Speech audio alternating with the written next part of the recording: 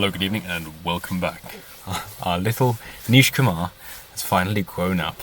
What happens when a left-wing comedian leaves his echo chamber with the BBC? Well, he gets booed off stage, of course. So, from the BBC, their very own Nish Kumar, booed off stage at Charity Bash. Why was this? Was it because he was telling jokes that offended people, or was it just because he started with a political rant and of course people went, hey, we're here at a charity gig, we've paid £149 a ticket, we just want to enjoy ourselves, we're having a wonderful time, and then less than a minute in, you killed it, and you've ruined our evening. Well, of course, it was the latter. Comedian Nish Kumar was booed off stage after making Brexit jokes at a charity event on Monday night. It was more than that, or I suppose less than that if you count them as jokes. Kumar, who hosts the BBC's Match Report, anyone seen that? No, not surprised. Was performing at the Lord's Taverner's annual charity cricket lunch. You were the only audience in my entire 13-year history of performing that have actually thrown something at me, Kumar said, after a bread roll hit the stage. Well, he did play the race card in about 3 seconds, so maybe they felt pity. Went, hey, you're talking about people not giving you things and being poor and marginalised. Have some food. Here are some bread lines that you left-wingers really like. Here you are. Skip straight to the front of the queue. Radio 1 DJ and Taverners ambassador Greg James said the behaviour of some of the crowd was appalling. BBC's only showing half the story, so we'll get to the other half, don't worry. Kumar said he thought he made mild jokes. But he said, as the routine continued, the audience began a slow clap, after which Kumar refused to leave the stage. I'm not going anywhere, Kumar said. Absolutely not. I'm full Burkoing it, referring to the former House of Commons Speaker John Bercow, who was in the crowd. I know you want me to, but I'm not going to leave. Absolutely not, absolutely not. And he said this as the host was walking on stage, to which he said, okay, it's time for the raffle, let's go.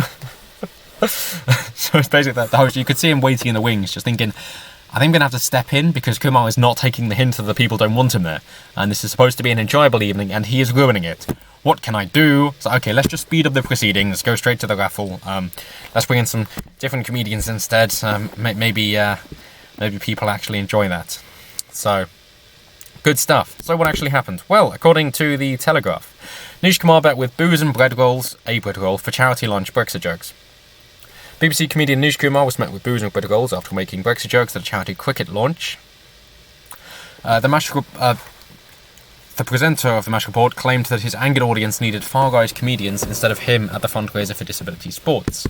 Not quite. From the clips that I've seen, he said that he did it for free, as of course it's a charity gig, whereas if, he said, and I kind of like this actually, he said, hey, if you don't like me, then maybe that should encourage you to donate more, so the next time they can actually get a right-wing comedian that seems to be what you guys like. And as he continued on in his diatribe, he actually said something along the lines of getting an actual comedian, just getting someone who's actually funny, because you get what you pay for, and if you pay nothing for this guy, you're not going to get anything worthwhile. So at least Nish Kumar does have some sense of self-awareness. And unfortunately, not enough to know that when you step out of your echo chamber, where it's all politically charged and all belonging to your particular tribe, that you shouldn't try and go hard with that style into this group if you can't read the crowd at all, so you don't go in with your same approach that works with people of your own mentality. This is where someone from the BBC actually met a diverse room.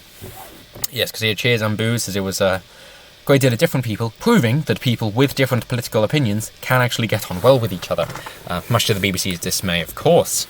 So yes, these diverse people were getting on fine until somebody decided to try and make a political rant. As said, it was the most embarrassing thing I've ever seen, said John Austin, who attended the dinner at the Grosvenor House in London yesterday to help raise money for young and disabled cricketers. It was Brexit straight away. He came on and he killed the audience. It took less than a minute. Yes, he wasn't going to try and warm up the crowd and then get into it. No, he was going to go straight for his political diatribe.